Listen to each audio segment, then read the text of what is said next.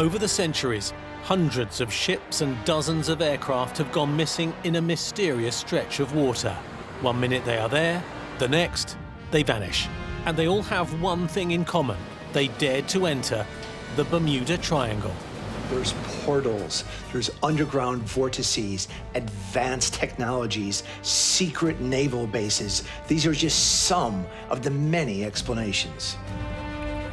It's possible that the presence of the military in the area of the Bermuda Triangle is actually attracting UFOs. You've heard of UFOs, but there are also USOs, unidentified submersible objects. Of course there are aliens, of course there are UFOs. There's something out there.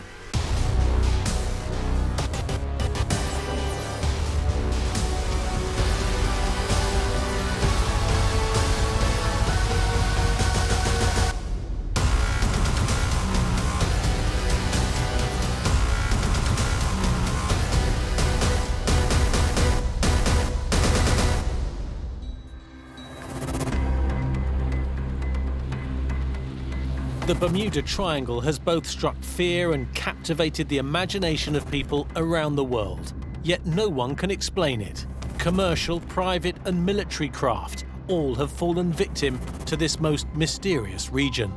The Bermuda Triangle literally is an area of water in the North Atlantic, defined in triangular shape by Puerto Rico, Bermuda and Miami. It's believed over the course of many years that over 75 planes have disappeared mysteriously in that area, and hundreds of ships have just gone without any trace. Although we've only given the Bermuda Triangle a name in the last 50 years, it's been wreaking havoc on sailors for hundreds of years before now. Although the weirdness of the Bermuda Triangle has only really big news since about the 1960s, due to a couple of best-selling books, actually the stories of very strange things going on there go back centuries. Christopher Columbus, for example, talked about luminescence on the water and under it. He also talked about his navigational equipment behaving strangely. The kind of romantic story of the Bermuda Triangle, there might be the part of the planet where seriously strange things happen. And once you go in there, you can never get out, and it's very dangerous because you may disappear forever down some time warp into another dimension. There's certainly been some very high-profile and unusual disasters and disappearances within the Bermuda Triangle. Whether or not it's disproportionately high, a lot of people, for example, the Coast Guard services, say it's not true, but there's a widespread belief that it is true. Theories about the Bermuda Triangle include things such as UFOs, underground vortexes, entrances to the hollow earth, weather conditions that are extreme and unique to this area. Really, it's all over the map.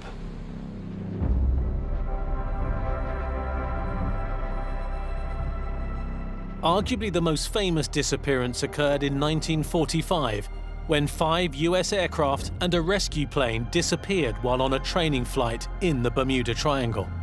The most intriguing story involving the Bermuda Triangle is the Flight 19 mission. 5 Avenger torpedo bombers that all fly out together on what was a routine training mission.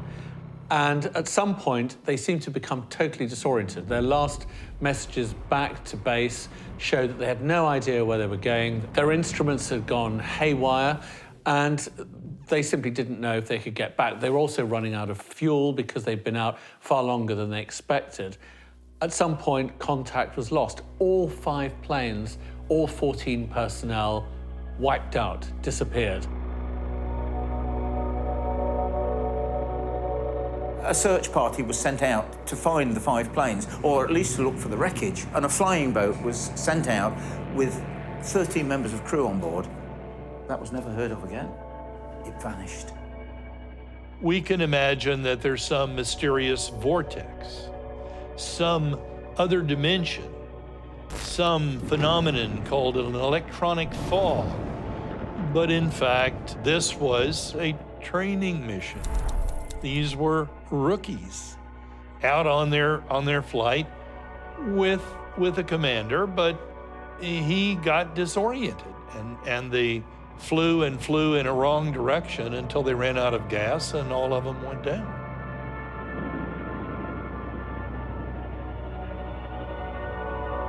But what of the search plane?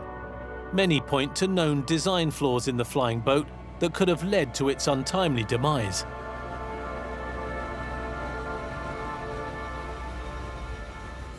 We're more confident about the search plane that went out and also vanished. That make of plane was nicknamed the Flying Gas Tank and had a history of blowing up. And it appears that this was an untimely accident at that point.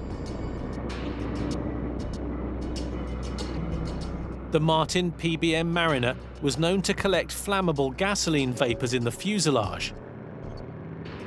One spark, and the plane could ignite.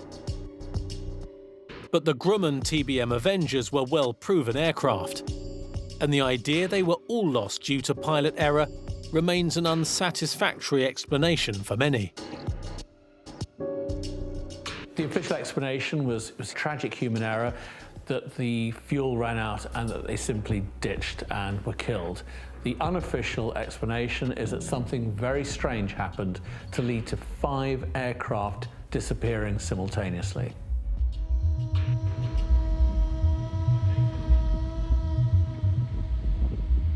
But can the disappearance of Flight 19 really be attributed just to pilot error?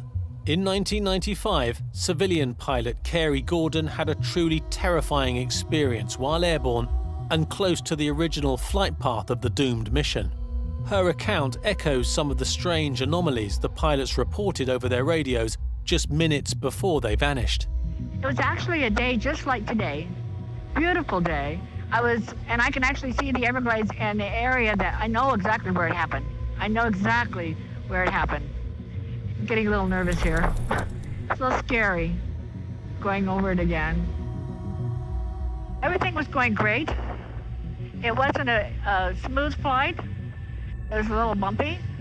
I was flying along the Everglades. I could see Miami lights coming on. And then all of a sudden, it was like somebody threw a blanket over my airplane. My instruments were going crazy, and my airplane indicator was showing me upside down. And I wasn't really sure if I was upside down, the right side up, how far I had drifted east or west. I was totally in the black. I know people said, well, what did you see? I said, I didn't see anything. It was black. And I was so scared. And you know, I didn't have engine problems.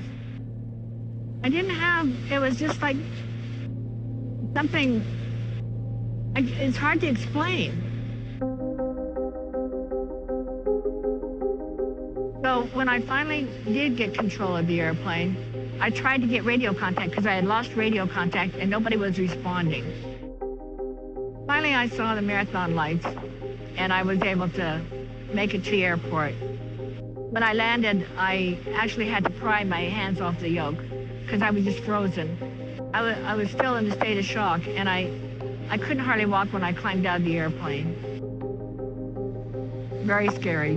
Like something like that, you just don't get over. This could well be, for all we know, a portal to another dimension.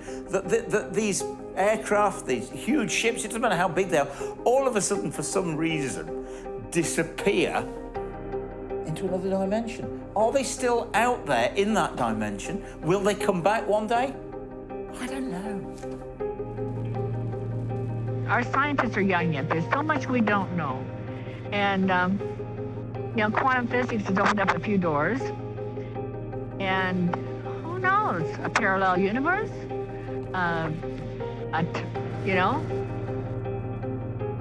A tunnel, you know, to a parallel universe?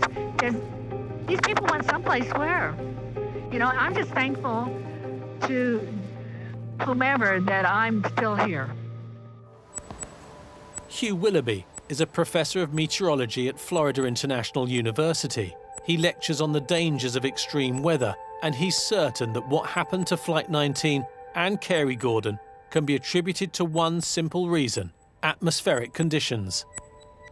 An interpretation of Carey Gordon's experience could be cast in terms of meteorology over the Everglades. You have turbulence, you get almost invisible precipitation falling from the cloud, you get a strong electric field, you get clear air turbulence, and all of those things combine to challenge a pilot's perception of what's going on around him or her.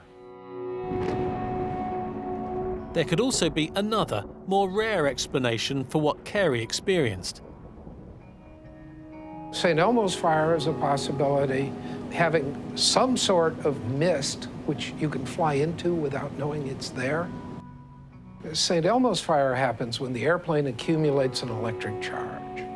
It can produce a hissing sound in the radios and can interfere with electrical devices inside the airplane. What happens is you can see the ground because you're looking through a little bit of mist, but when you look horizontally, you're looking through the layer and you can't see the horizon.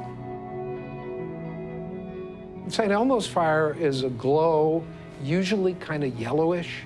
It appears on leading edges of wings, anything that sticks out from the airplane, but it can spread over much of the fuselage.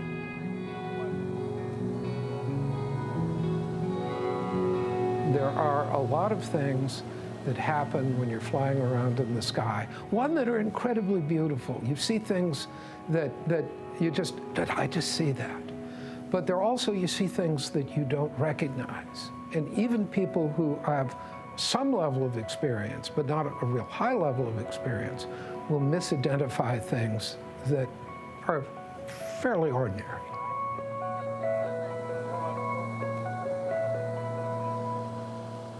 I also like to say that if you do a lot of flying in the Bermuda Triangle, strange stuff happens. And strange stuff happens even from the perspective of high-time pilots. Let's put it that way.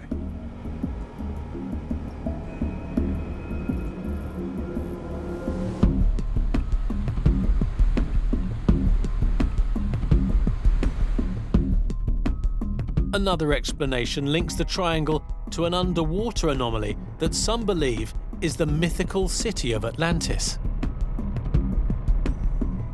Some of the more extreme melodramatic ideas to explain the alleged disappearances in the Bermuda Triangle include sages from Atlantis drawing them down to their doom, or portals to other worlds is certainly one of the most enduring mysteries around. But just how much truth is there in it?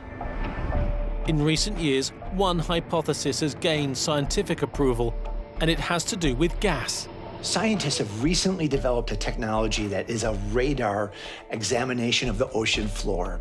And what they find is that there's pockets of methane gas which are exploding up through the ocean, creating this change in density and these huge sort of bubbles that come up to the surface that would have a detrimental impact on any ship that happened to be in the wrong place at the wrong time. And the effect that this has is at sea level to make it very hard for vessels to float. If the methane rises into the air and there's a plane flying overhead, it can react with the electrical devices on board, effectively ignite. And of course, the result of that is you then have a plane exploding, suddenly disappearing, crashing into the sea without trace. Convincing as the methane gas theory is, it doesn't explain all of the strange anomalies reported within the Bermuda Triangle.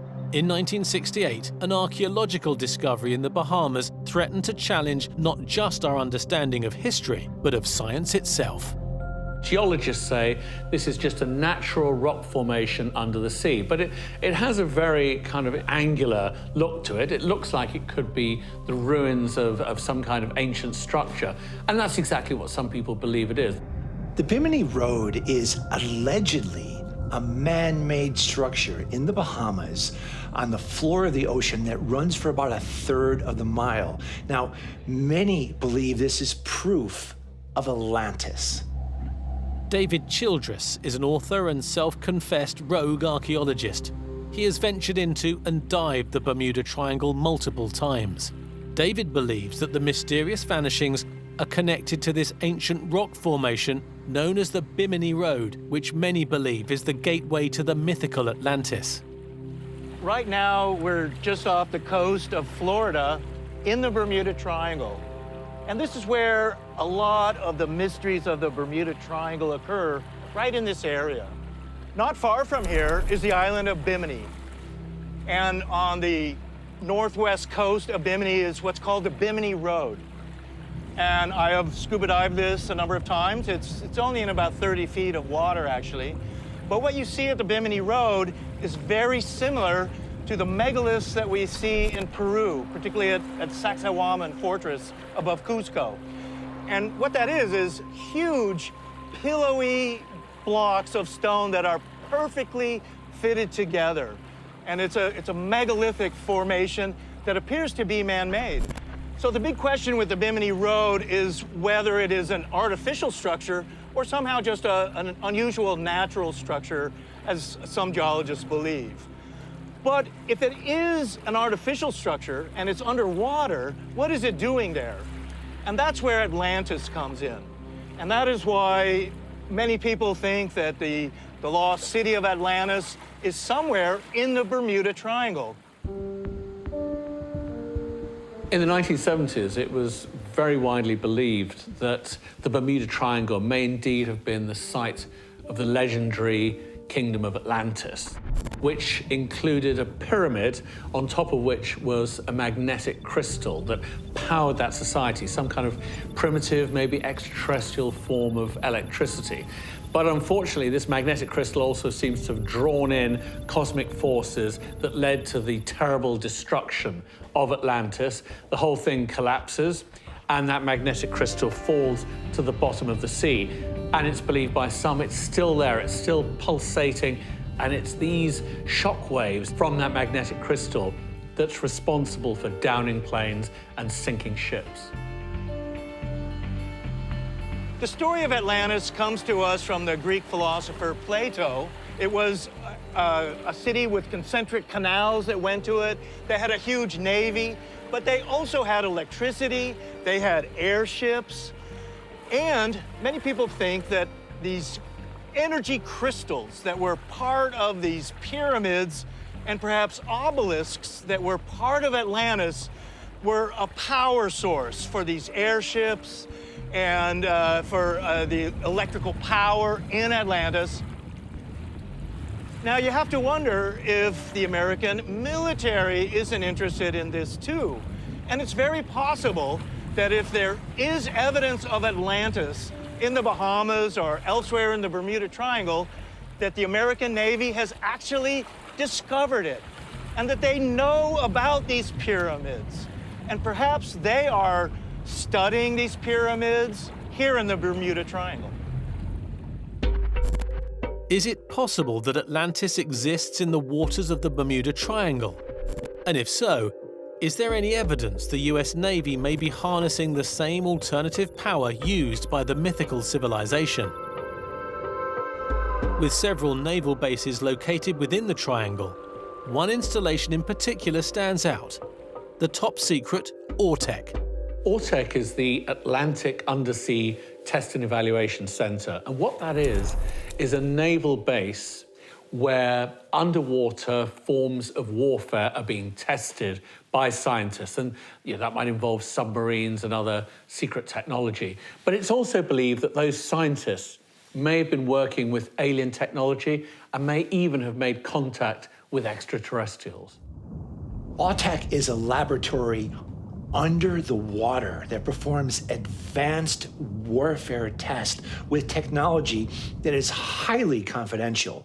It's unidentified flying objects, but also unidentified submersive objects. We really don't know what they do, but we do know that they operate in the vicinity of the so-called Bermuda Triangle. And isn't that curious? Self-confessed rogue archaeologist David Childress has his own theories about AURTEC and how this top-secret military installation is connected to the mysterious vanishings. On the Bahamian island of Andros, which is the largest of all the islands in the Bahamas, is a U.S. naval facility known as AUTEC. It's a top secret submarine and oceanography base. What goes on there, we don't really know.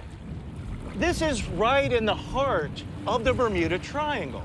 And you have to suspect that some of the things that are happening in the Bermuda Triangle might have to do with secret technology that's being developed by the U.S. military. One of the big stories about Bermuda Triangle is about USOs, unidentified submersible objects. So these are essentially mystery submarines that people are seeing here in the Bermuda Triangle. And this may have been going on for hundreds of years. We don't really know. But what is interesting is that some of these unidentified submersible objects are suddenly seen emerging from the water, then come out of the water and they fly, and they're now UFOs.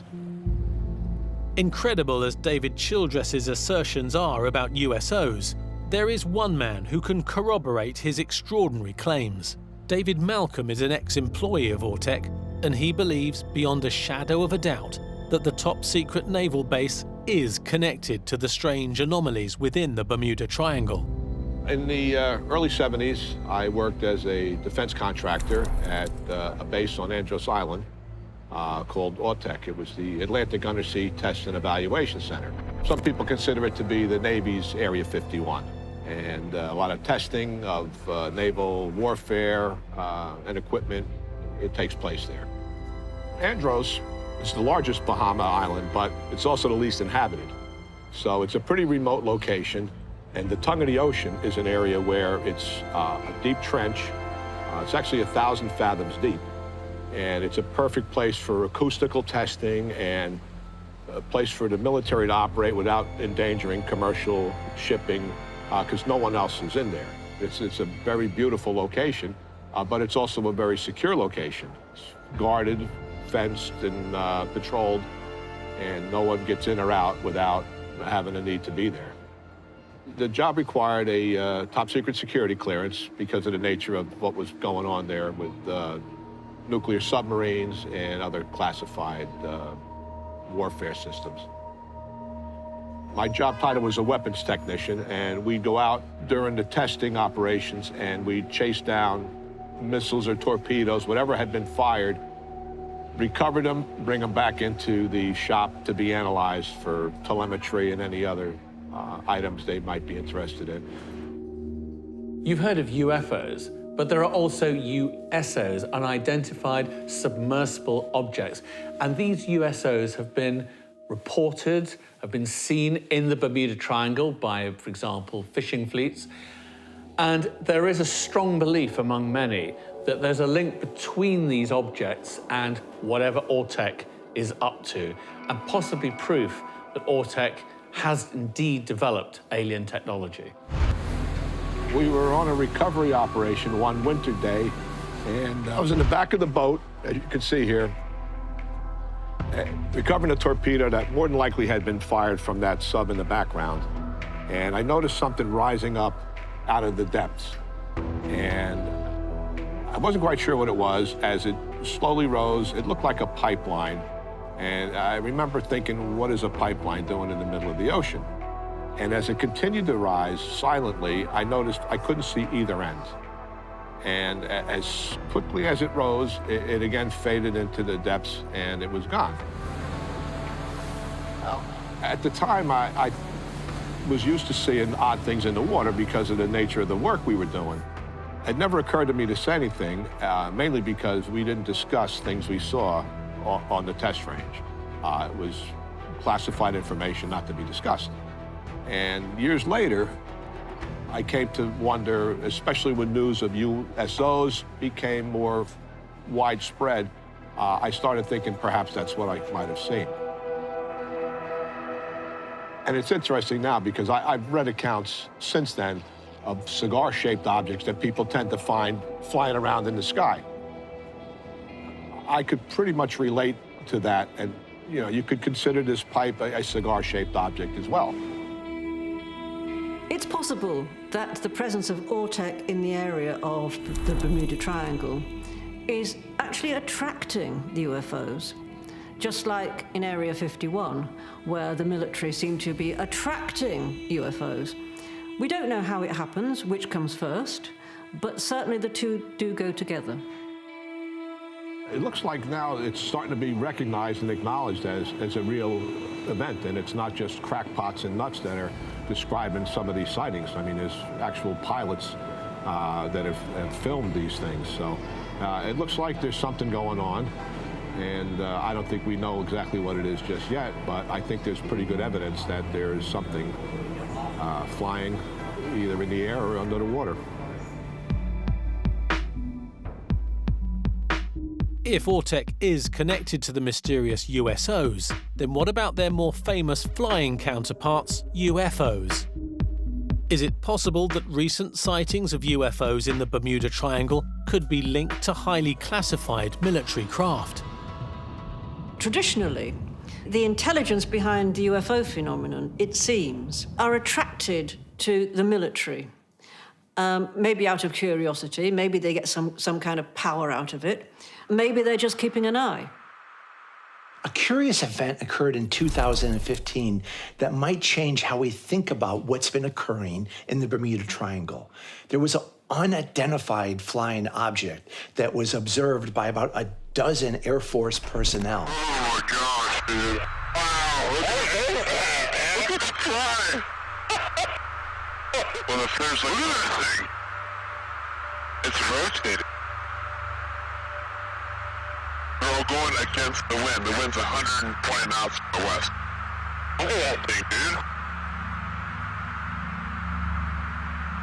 No one knows what it was, but it gives credence to the fact that there are unexplained events occurring in the area of the Bermuda Triangle that might be causing these disappearances.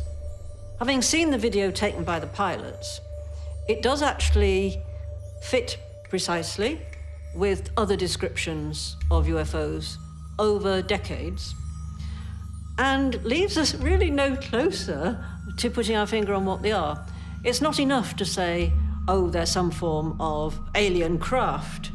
UFOs don't necessarily imply alien anyway, but they are something outside our comprehension because they shapeshift. One minute you're looking at them and they look like a hard nuts and bolts craft, and suddenly they seem to be amorphous and made of light, and they just turn like that and zip around. And one that I saw many years ago started as, I thought it was a plane crossing a night sky, and suddenly it split into 5 different lights, danced around the sky, went back together, and zoom. So personally, I think it's all part of the same phenomenon, whatever that might be. It's not just military Air Force pilots in rare circumstances who have reported seeing UFOs in the Bermuda Triangle. Yaniel Garriga is a commercial pilot whose job requires him to regularly fly into the Bermuda Triangle. He encountered 2 UFOs while flying near the Bohemian island of Andros, home of the top-secret naval base Ortec. We were flying right now in the Bermuda Triangle. I fly all the time through the Bermuda Triangle. Even my parents ask me, hey, you scared of flying in the Bermudas? I say, it's my job, I have to do it. As you can see here, see all the traffic around me, right?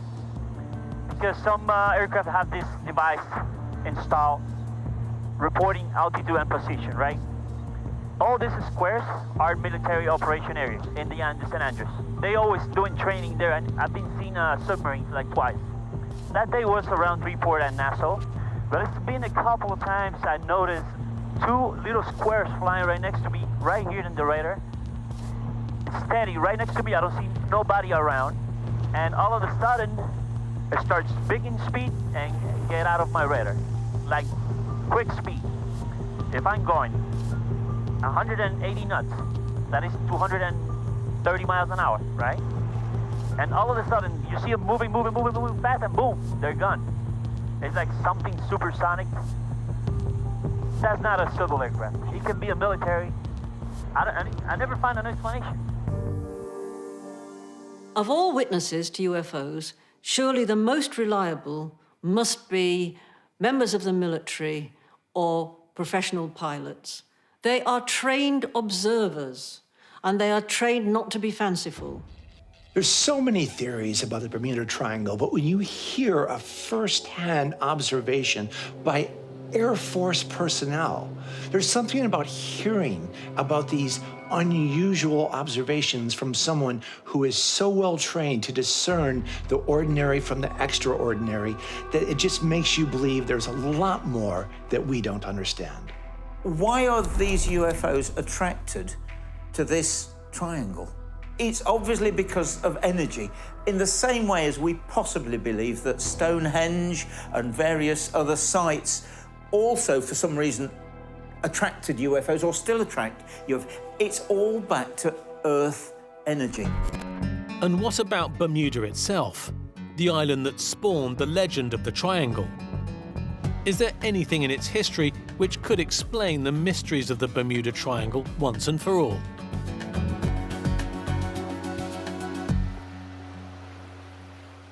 Although the Bermuda Triangle is a label that we've created in the last half a century, the area around the Bermuda Triangle has been the source of mystery and fear and confusion for hundreds, if not thousands of years.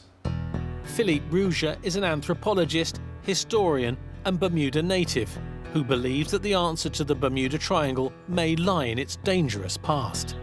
It's entirely logical that this would be the place where in the 20th century, when they started talking about or inventing the myth of the Bermuda Triangle, it makes sense that it's not just a triangle, it's the Bermuda Triangle. Bermuda can literally handle that sort of tagline, because Bermuda has this true history of disaster and tragedy surrounding it, literally surrounding it in terms of the number of shipwrecks we have. So we speculate that there's over 300 shipwrecks around Bermuda. And my job as the custodian of historic wrecks is to essentially try and locate those shipwrecks. In Bermuda, shipwrecks were something the locals hoped for. Every ship that sank off of Bermuda, especially in those early days, was like a store. All the things that you couldn't possibly produce here, iron, rope, cloth. Imagine all those things suddenly arriving all in one basket. And so Bermudians became very adept at actually what they call wrecking. They would actually encourage shipwrecks so that they could create this kind of almost like a delivery, if you want, of the goods and products that they needed. They couldn't get any other way. And so that reputation then of Bermuda just being dangerous from an environmental point of view is enhanced by the Bermudians themselves, who are then actively encouraging shipwrecks. And so that's why Bermuda was early on, from the earliest days, called the Isle of Devils. In the early charts, Bermuda is actually painted upside down. And that doesn't make sense, because these guys knew how to draw charts. And so we imagine that it's done on purpose as a warning to mariners to say, look, this place is dangerous. When you put a flag upside down, it's a sign that you're in distress. There are also naturally occurring dangers surrounding the island. This is an area that's extremely volatile. It's where 3 weather systems meet. And you get phenomena like, obviously, hurricanes, which are growing in frequency and in strength. But you also get phenomena like rogue waves, which can capsize a ship, even ships of huge size. And history can prove this has been happening for hundreds of years. This is the wreck of the Lardington. She sunk in 1879. And what's interesting about this shipwreck in terms of the myth of the Bermuda Triangle is it actually does speak to one particular element that has some veracity to it. This ship supposedly encountered a 100-foot wave. That's literally just a mass of hard, heavy water. The ship was literally bowled over by a 100-foot wave. You can see it's a big iron ship. This notion of rogue waves in the Atlantic, these sort of random appearances of massive waves, and the damage that it caused to the ship, they couldn't keep up with the water coming in, meant that they gave up on their journey from Savannah, Georgia to Russia and ran for Bermuda. And so they purposely crashed on Bermuda. So it's as much a shipwreck as it is a crash. This was done with intention. The thing about the area around the Bermuda Triangle is that the weather conditions are really extreme. Not only is this literally Hurricane Alley, but there's also this phenomena of a rogue wave where conflicting weather fronts and weather events literally create a perfect storm, a perfect wave that could have all sorts of detrimental effect for any ship or boat that comes in its path. Professor of Oceanography from the University of Southampton, Simon Boxall, believes what caused the Lardington's demise can happen just as easily today, because while rogue waves may be rare, they are firmly rooted in science. So the scenario we have in the Bermuda Triangle is that we have storms coming across the Atlantic, along the tropics, the classic hurricanes that come across. And we've got Bermuda over here, we've got Florida Keys and Florida down here. And these storms are creating the classic sort of child textbook pictures of waves. And those waves are maybe as much as 10 meters high. Up here, maybe we've got another storm system for Grand Banks, and that's creating waves, and they're coming along at about 10 meters high as well. Now, where these two come together, the two waves can combine. And we're going to find that if you've got your two waves like this, they're slightly out of phase. Sometimes they'll add up, sometimes they'll cancel out. And so the real waves that you'll see in the real ocean look like this. And that means that when these two storms come together, we get a perfect storm, and we then end up with a 20-meter wave, and that can be fatal to shipping. We see that every time we get down to the coast. You'll stand on the shore side and you'll see those waves lapping in, and every so often your feet get wet because an extra big wave comes in, or if you're standing there on a stormy day, the wave crashes over the harbour or the pier. And that's exactly what's happening in the Bermuda Triangle area.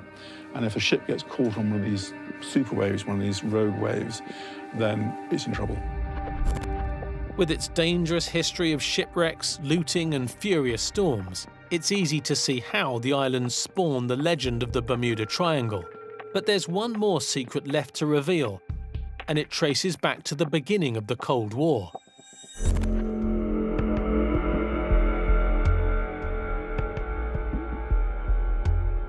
The US military came here post-World War II and established quite a significant military base, essentially to keep a watch on the Atlantic during the Cold War. And they set up some very advanced listening sort of systems to listen to what was going on in the Atlantic, what was the traffic of the Russian submarine fleets and all the rest of it. And so Bermuda was a central part, if not the central sort of hub, for figuring out what was going on in the Atlantic in the Cold War.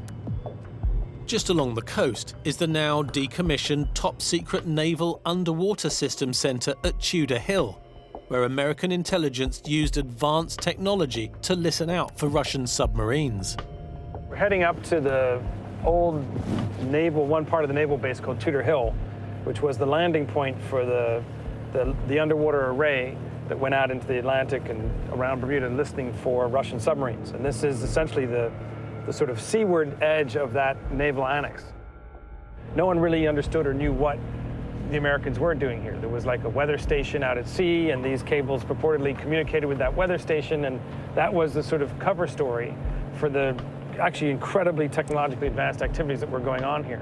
They were testing really the first arrays of sort of underwater long-distance sonar, and they were detecting things literally hundreds of kilometers away. And they did tests, that encompassed the entire Atlantic, trying to figure out just how this, machine worked and just what it could detect. And so over time, they got super refined at figuring this out, to the point where they could detect and identify each individual Russian submarine and know where it was going, where it was on its route, by its sound, by its movements, et cetera. And so it was a really important part of the Cold War.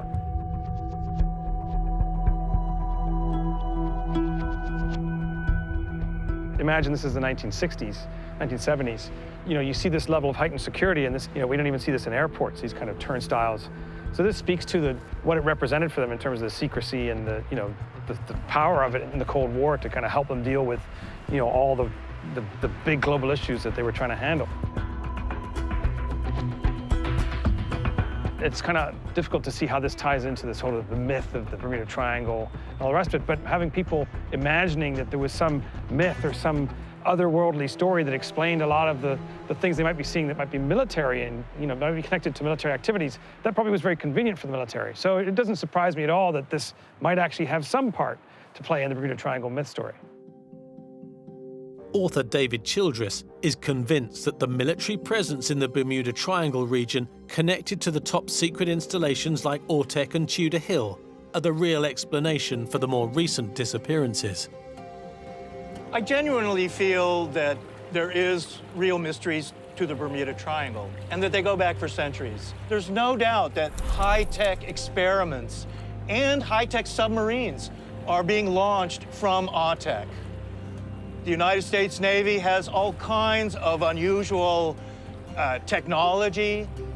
It's quite possible that they are also creating anti-gravity type UFO craft. The idea of making submarines that can also fly.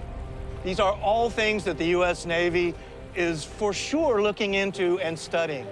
And it's quite possible that for decades, they've even had this technology and have kept it a secret.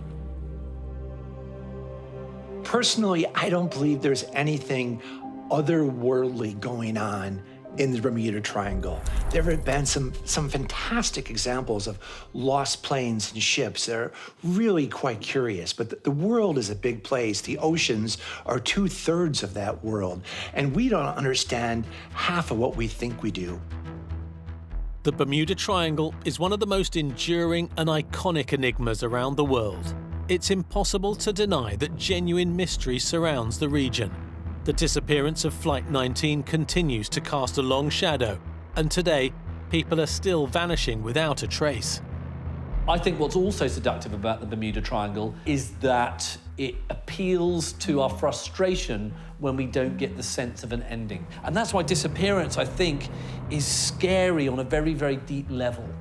This idea of people neither being dead nor alive, or we don't know them to be that, is very compelling and very scary. It's this idea of people being on the threshold. Liminality is what it's called. And so therefore, that is endlessly fascinating. So that there might be a part in the world in which you end up being neither dead nor alive. I can see why that is always going to be seductive. It is true that the Bermuda Triangle does have a unique meteorology, and dangerous weather patterns could certainly explain some of the disappearances. There may well be something going on. Energies, different sorts of Earth energies that happen to be there that we haven't proved yet. But storms and rogue waves do not explain the USO and UFO activity that has been reported by highly credible witnesses, including civilian and military pilots. It is plausible that top-secret bases like Ortec have been working on advanced warfare technology for decades, and historically there is a correlation between heightened UFO activity and the military. But how far has the US Navy taken their top-secret projects? And is it possible they may have found and be using alternative power from the mythical lost city of Atlantis? It is strange because the area does seem to have some kind of relationship with weirdness, and some areas do.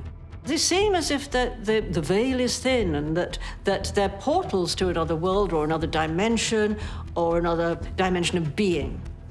But it's the whole idea that there's this place that is weird, and anything that's weird can happen there. Perhaps we will never know. Humankind has always been drawn to and pondered the unexplained.